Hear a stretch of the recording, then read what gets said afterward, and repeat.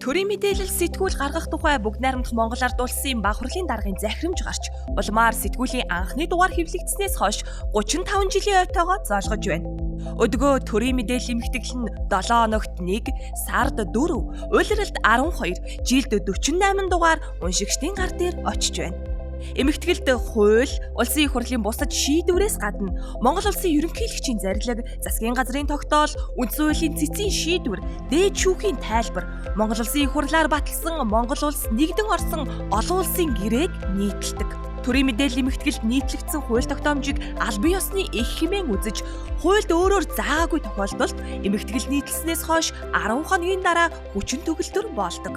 Уншигч та төрийн мэдээлэл эмхтгэлийн тусгай дугаар, цахим дугаар, дугаар бүрийн тойм болон захиалга авах, түгээх үйл ажиллагааг зохицуулсан журам зэрэг холбогдох мэдээллийг улсын их хурлын цахим хуудаснаас авах боломжтой.